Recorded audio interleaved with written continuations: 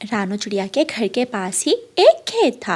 रानू चिड़िया सोचती है, ये खेत खाली है, क्यों ना मैं इस खेत में सब्जियों के बीज बो दूं। अगर मेरे खेत में सब्जियां उगाई तो जंगल के दूसरे पक्षी भी सब्जियां खा लिया करेंगे। ऐसे सोचकर रानू चिड़िया अपने पड़ोसी तोते के पास जाती है। तोते, क्या तुम्हारे पास सब्जियों के बीज हैं? हाँ रानू चिड़िया, मेरे पास सब्जियों के बीज हैं, लेकिन आप उन बीजों से क्या करोगी? तोते भैया, मेरे घर के पास ही एक खेत खाली है, मैं वो बीज उस खेत में बो। तोता चिड़िया को सब्जियों के बीज दे देता है और चिड़िया बीज लाकर अपने खेत में बो देती है।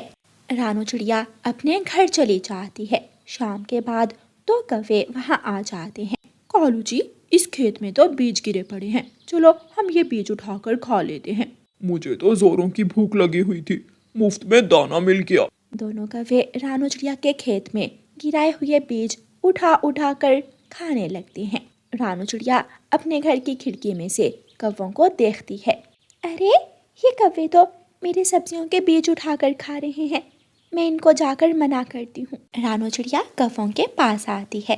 कौवे कौवे भैया, ऐसा मत करें, ये सब्जियों के बीज हैं, इन बीजों को मत खाओ। कल जब इन बीजों से सब्जियों के पौधे उगेंगे तो हम सब्जियां खाएंगे। चिड़िया, क्या ये बीज तुमने गिराए हैं? हाँ, मैं ये सब्जियों के बीज तोते से लाई थी। सॉरी चिड़िया, हम समझे ये बीज किसी ने गिराए हुए हैं। कौवे वहाँ से चले जाते हैं। चिड़िया दिन रात मेहनत करती रही और बीजों से उगने वाले पौधों को पानी देती रही। एक दिन रानू चिड़िया के खेत में सारी सब्जियां लग जाती हैं। मूली, गाजर, बैंगन और लाल लाल टमाटर। चिड़िया अपने खेत को देखकर बहुत खुश थी।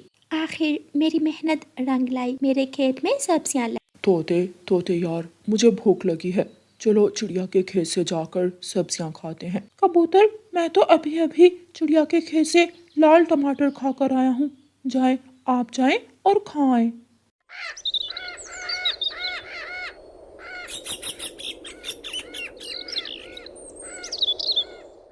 कबूतर भी चिड़िया के खेत में आ जाता है।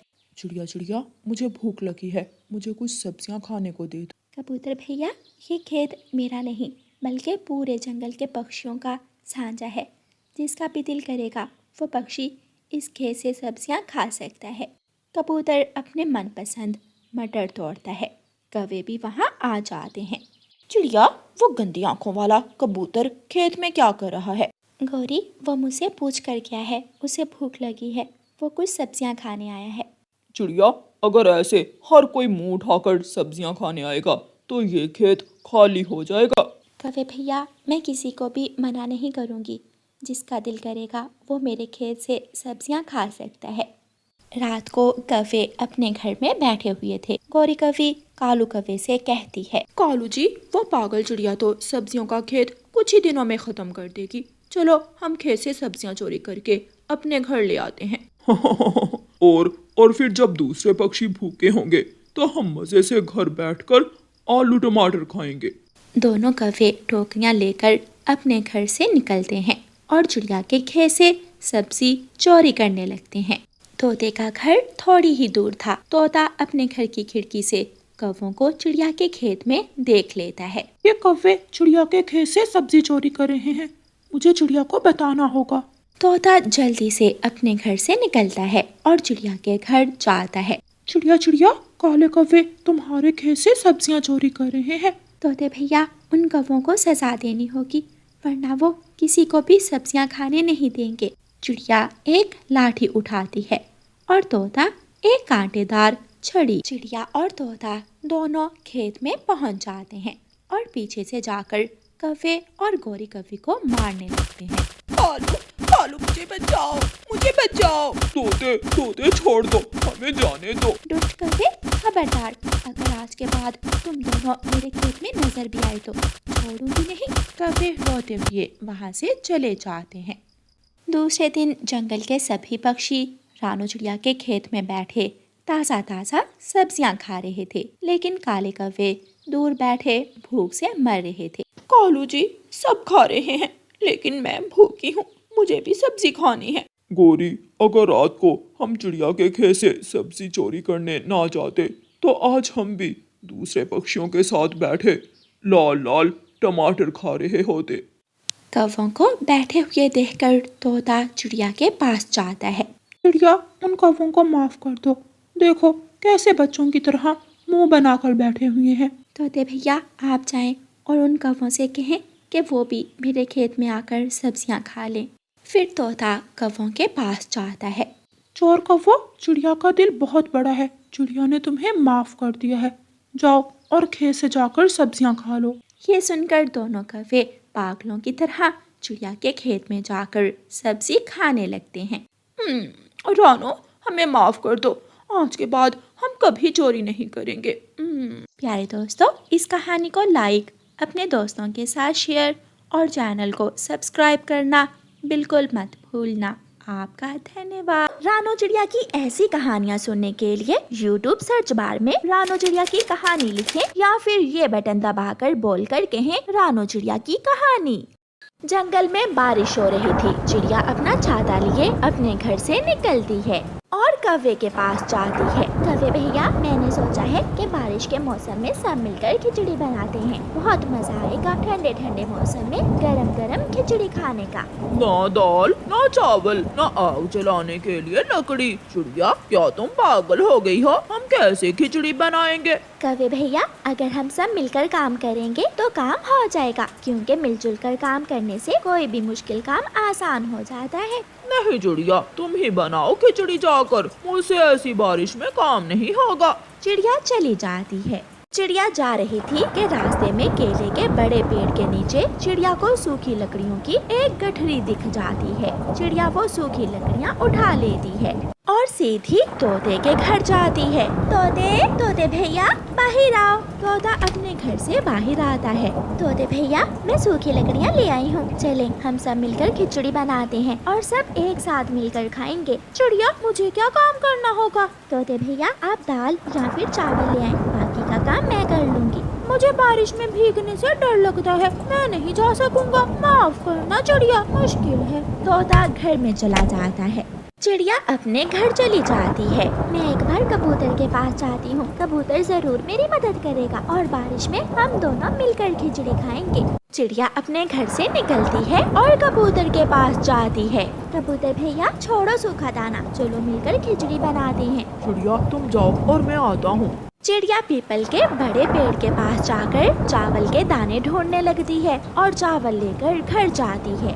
आग जलाने के बाद चिड़िया हंडिया चूल्हे पर चढ़ा देती है और पानी उबलने के लिए रखती है। चावल तो मिल गए, अब मैं किसान की पत्नी से थोड़ी शक्कर और दाल का दाना लेकर आती हूँ। चिड़िया अपना छाता लेकर किसान की पत्नी के घर जाती है। माँ जी, मैं खिचड़ी बना रही हूँ, क्या आप मुझे थोड़ी शक्कर और दाल का दाना दे देंगी? चिड़िया, शक्कर भी मिलेगी और दाल का दाना भी, रुको मैं अभी लेकर आती हूँ। किसान की पत्नी चिड़िया को दाल और शक्कर दे देती है। शाम तक चिड़िया सारे काम कर लेती है और फिर जैसे ही चिड़िया खिचड़ी में घी डालती है, खिचड़ी की खुशबू दूर दूर तक जाने लगती है। ये खुशबू कहाँ से आ रही है? शायद किसी के घर में कुछ बन रहा है। कौवा अपने घर से निकलता है और कबूतर के पास जाता है। यार कबूतर, ये खुशबू कहाँ से आ रही है? क्या तुम कुछ बना रहे हो? कभी यार, सुबह चिड़िया मेरे पास आई थी, शायद वो खिचड़ी बना रही है। हाँ, वो मेरे पास भी आई थी, लेकिन अब वो हमें खिचड़ी नहीं देगी। मैंने तो उसके साथ काम भी नहीं करवाया। कभी यार, चिड़िया बहुत अच्छी है, वो हमें जरूर खिचड़ी दे देगी। चलो एक बार जाकर देखते हैं। चिड़िया हंडिया चूल्हे से उतार लेती है और फिर चिड़िया के घर के दरवाजे पर दस्तक होती है। चिड़िया दरवाजा खोलती है तो बाहर कबूतर और कौवा खड़े थे। चिड़िया चिड़िया, ये खुशबू कैसी आ रही है? अरे भैया, ये खुशबू खिचड़ी की है। मैंने कहा था कि मिलकर काम करते हैं और मिलकर खिचड़ी खाएंगे, लेकिन आपने तो मेरी बात ही नहीं मानी। मेरे मुंह में बहुत पानी आ रहा है। चिड़िया चिड़िया, थोड़ी सी खिचड़ी मुझे दे दो। और मेरे मुंह में भी चिड़िया बहन, मेरा भी खिचड़ी खाने को बहुत दिल कर रहा है। चिड़िया हंसने लगती है और दोनों को अपने घर में ले जाती है। दोनों को प्लेट में खिचड़ी डाल कर देती है तो खिड़की से तोता बोलता है, तोता भाई बारिश में भीगे और चिड़िया खाए मजे की खिचड़ी। रुको तोते भैया, मैं अभी दरवाजा खोलती हूँ। चिड़िया दरवाजा खोलती है, तोता भी अंदर आ जाता है और फिर सब मिलकर खिचड़ी खाते हैं और चिड़िया का शुक्रिया अदा करते हैं। जंगल में 2 दिन से बारिश हो रही थी। कालू, जब मैं छोटी सी थी तो ऐसी बारिश में मेरी माँ मुझे मीठा फलों का हलवा बनाकर खिलाया करती थी। और मेरी माँ ऐसी बारिश में खिचड़ी बनाया करती थी। इससे तो अच्छा था मैं अपनी माँ के पास ही रहती, कम से कम बारिश के मौसम में मीठा हलवा तो मिलता रहता।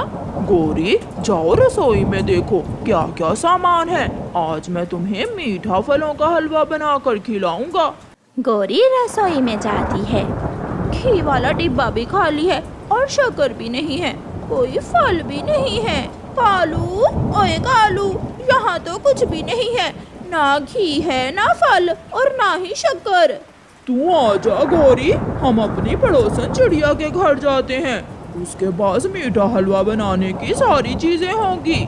फिर गौरी और कालू दोनों चिड़िया के घर जाते हैं। कालू दरवाजे पर दस्तक देता है। चिड़िया चिड़िया, मेरी सुंदर बहन चिड़िया, कहाँ हो? दरवाजा खोलो। मगर अंदर से कोई जवाब नहीं आता। लगता है चिड़िया घर में नहीं है। चलो गौरी, हम तोते के घर जाते हैं। फिर दोनों पति पत्नी तोते के घर की तरफ उड़ते हैं। तेज बारिश में दोनों कौवे मीठा हलवा खाने के लिए कई जतन कर रहे थे। तोते तोते, क्या तुम घर में हो? चिड़िया दरवाजा खोलती है। चिड़िया, तुम यहाँ हो और हम तुम्हें तुम्हारे घर में ढूंढते आए हैं। गौरी बहन, क्या हुआ? ऐसी बारिश में सब ठीक तो है? तुम्हारी भाभी का मीठा फलों का हलवा खाने को दिल कर रहा था, इसलिए हम तुम्हारे घर गए थे। कौवे भैया, मेरे घर की तो छत टपकने लगी थी, इसलिए मैं तोते के घर आ गई। तोता भी घर से बाहर आ जाता है। कहाँ है मीठा फलों का हलवा? कहाँ है हलवा? कहाँ है? हम तो खुद मीठा फलों का हलवा ढूंढ रहे हैं। गौरी, हम सब घने जंगल में जाते हैं, वहाँ से हमें फल मिल जाएंगे और फिर हम सब मिलकर मीठा फलों का हलवा बनाकर खाएंगे। ऐसे वो सब वहाँ से उड़ते हैं। घने जंगल में जाने से पहले ही बारिश के साथ हवा भी तेज हो जाती है और गौरी कभी तेज हवा से एक दिशा में उड़ जाती है। गौरी, गौरी नहीं है चिड़िया, गौरी कहाँ चली गई? हमें गौरी की खोज करना होगी। गौरी तेज हवा से उड़ गई होगी। फिर वो तीनों दोस्त गौरी की खोज करने लगते हैं। गौरी तो किसी पतंग की तरह हवाओं के दोष पर उड़ती हुई जा रही थी। गौरी कभी जाकर बड़े पेड़ से टकराती है और गिर जाती है। कौवे भैया, आप चिंता ना करें, जब बारिश रुकेगी तो गौरी घर आ जाएगी। अगर पहले मालूम होता तो हम कभी फलों का मीठा हलवा बनाने घर से ना निकलते। हमें पूर्व वाले जंगल जाकर गौरी को देखना होगा, हवा उसी दिशा की है। गौरी जरूर पूर्व वाली दिशा में ही गई होगी। एक बुलबुल उड़ती हुई वहाँ आती है। एक कौवी हवाओं में उड़ती हुई वो सामने की तरफ जा रही थी, आप वहाँ जाकर देखें। फिर वो सब जल्दी से बुलबुल की बताई हुई दिशा की तरफ उड़ते हैं। बारिश रुकने की बजाय और भी तेज हो गई थी। वो रही गौरी, उस बड़े पेड़ में फंसी हुई है। चिड़िया और तोता जल्दी से जाकर गौरी को वहाँ से बाहर निकालते हैं। मैं बच गई कालू, मैं बच गई। गौरी, तुमने ही जिद की थी ऐसी बारिश में हलवा खाने की। जी तो तुम्हारा भी कर रहा था, वरना तुम मेरे कहने पर कभी यहाँ तक न आते। चले, अभी हमें फल लेने भी जाना है। अभी वो उड़े ही थे कि उनका पुराना दोस्त कबूतर वहाँ आ जाता है। आप सब यहाँ, और वो भी बारिश में? कबूतर भैया, हम तो घने जंगल में फल लेने जा रहे हैं। कालू और गौरी का मीठा हलवा खाने को दिल कर रहा था। वो सामने मेरा घर है, जब तक बारिश हो रही है आप सब मेरे घर में रुक जाएं। जब बारिश रुकेगी तो फिर जाना। कबूतर उन सबको अपने घर ले जाता है। कबूतर कबूतर, घर में क्या बन रहा है? खुशबू तो बहुत अच्छी आ रही है। पीछे से कबूतर की पत्नी रसोई से बाहर आती है। मैं अपने पति के दोस्तों के लिए मीठा फलों का हलवा लेकर आई हूँ, क्या आपको मीठा फलों का हलवा पसंद है? ये सुनकर सब हैरान हो जाते हैं।